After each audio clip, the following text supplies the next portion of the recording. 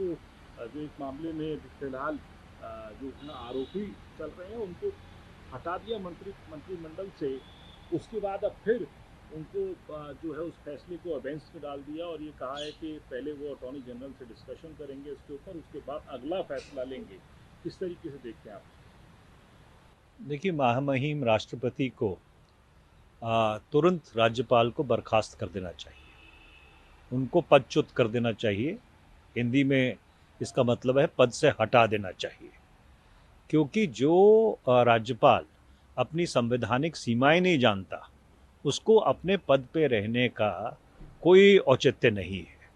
जो धारा 164 है भारत के संविधान की, वो साफ तौर पे ये कहती है कि जो संघ के मंत्री हैं वो मुख्यमंत्री की सिफारिश पर अपॉइंट किए जाते हैं, उनको नियुक्त किया जाता है। इसका मतलब ये है कि उनको हटाने का अधिकार या अख्तियार भी सिर्फ मुख्यमंत्री का है कि मुख्यमंत्री की सिफारिश पे वो हटाए जा सकते हैं।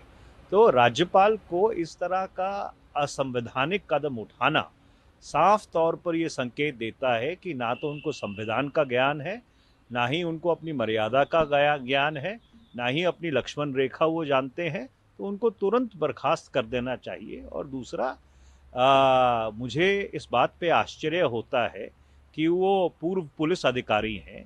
जब वो पुलिस एकेडमी में गए होंगे, उनको पहली चीज़ ये सिखाई गई होगी कि भारत का एक फौजदारी का कानून ये कहता है कि आप बेगुनाह हैं जब तक आपके ऊपर गुनाह साबित नहीं किया जाता। You are innocent until proven guilty. एक एफआईआर क्या है? एफआईआर सिर्फ फर्स्ट इंफॉर्मेशन रिपोर्ट है। एक चार्जशीट क्या है? A charge sheet is at best an appreciation of facts and events as understood by the investigating officer. किसी को कोई सजा थोड़ी होगी है किसी अदालत से। तो इस तरह का गैर संवैधानिक काम करना, संविधान के साथ खिलवाड़ करना, संविधान के चिथड़े उड़ा देना, ऐसे व्यक्ति को क्या हक है कि वो राज्यपाल रहे?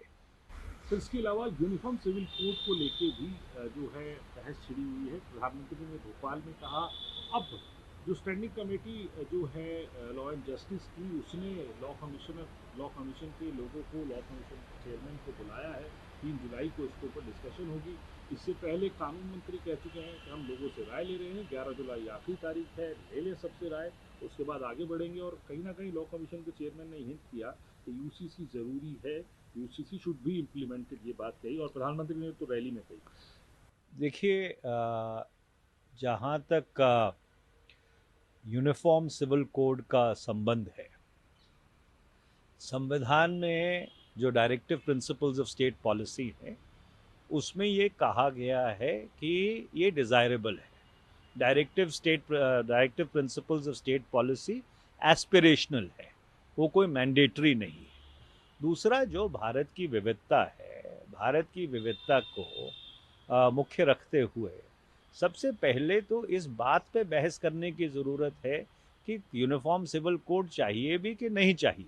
अब इस देश के बहुत बड़े समुदाय इसका विरोध कर रहे हैं। जैसे अगर आप सिख समुदाय की बात कर लो, मैं उस क्षेत्र का प्रतिनिधित्व करता हूँ जहाँ पे श्री गुरु गोबिंद सिंह जी महाराज ने खालसा पंथ की सिर्जना की थी 13 अप्रैल 1699 को। अब भारत के कानून ने, भारत की संसद ने आनंद मैरिज एक्ट बनाया है। तो अगर आप यूनिफॉर्म सिविल कोड की बात करते हैं तो उस आनंद मैरिज एक्ट का क्या औचित्य होगा? इसी तरह से हिंदू धर्म में ही अलग अलग पद्धतियां हैं जिसके तहत विवाह होते हैं, जिसके तहत इनहेरिटेंस और बाकी चीज़ों को मुकर्रर किया जाता है। और भारत के कानून में एक यूनिफॉर्म सिविल कोड है तो सही। जो स्पेशल मैरिज एक्ट है और जो इंडियन सक्सेशन एक्ट है, वो अपने आप में यूनिफॉर्म सिविल कोड है। तो फिर यूनिफॉर्म सिविल कोड का औचित्य क्या है? ये तो जिसको अंग्रेजी में कहते हैं, it's a dog whistle. It is an attempt to other the otherness of the other. इसका कोई औचित्य नहीं है। ये ध्रुवीकरण का एक और मसौदा है।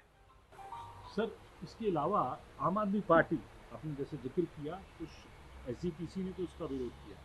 लेकिन आम आदमी पार्टी ने उसको सपोर्ट किया है, ये कहते हुए कि आर्टिकल 44 जो कहता है उस 44 के आर्टिकल 44 के हिसाब से हम उसको सपोर्ट करते हैं। देखिए, दुर्भाग्यपूर्ण बात है कि आम आदमी पार्टी के जो सांसद हैं, जो पंजाब से चुने गए हैं, उनका पंजाब से कोई लेना देना नहीं है। पंजाब में ना अधिकतर पले बड़े हुए, ना ही वो पंजाब की संस्कृति को समझते हैं। अगर कोई व्यक्ति पंजाब की संस्कृति को समझता हो, अगर अपने लोगों से उन्होंने बात की हो, मैंने जैसे कहा कि मैं उस इलाके का प्रतिनिधित्व करता हूँ जिस इलाके जहाँ पे श्री गुरु गोविंद सिंह जी महाराज ने खालसा पंथ की सर्जना की थी, तो मैं आम आदमी पार्टी वालों से पूछना चाहता हूँ, अगर यूनिफॉर्म सिविल कोड होगा तो आनंद मैरिज एक्ट का क्या औचित्य होगा। तकलीफ ये है जब आप ऐसे लोगों को संसद में भेज देते हैं किसी प्रदेश से जिनका उस प्रदेश से कोई लेना देना नहीं है, ना उसके उनके लोगों को समझते हैं, ना उनकी संस्कृति समझते हैं, तो इस तरह के बेतुके बयान देते हैं। हिंदी का आखिरी सवाल आपसे, मणिपुर के अंदर जो है हिंसा का दौर लगातार जारी है। कांग्रेस के पूर्व अध्यक्ष राहुल गांधी और कांग्रेस के बहुत नेता जो है वहाँ पर एज ए डेलीगेशन गए, कल उनको एक बार रोका गया, उसके बाद वो आगे रिलीफ कैंप्स पे जा रहे हैं। जब वो रिलीफ कैंप्स पे जा रहे थे, कल इम्फाल से ताज़ा तस्वीरें ये भी आई कि बीजेपी के दफ्तर को घेरा, वहाँ पर स्थानीय लोगों ने आंसू गैस तक के गोले छोड़ने पड़े पुलिस को मामला शांत करने के लिए। किस तरीके से देखिए, श्री राहुल गांधी जी मणिपुर गए हैं तो सरकार को उनके दौरे को फैसिलिटेट करना चाहिए था। वो वहाँ पे जो हिंसा हुई है उस पर मरहम लगाने गए हैं। दुर्भाग्यपूर्ण बात है कि सरकार का कोई भी जिम्मेवार व्यक्ति गृह मंत्री को छोड़कर वहाँ नहीं गया है, और इस तरह से श्री राहुल गांधी जी के दौरे में विघन डालना, जबकि वो अमन और शांति बहाल करने के लिए गए हैं, ये पूरी तरह से गलत है। अच्छा।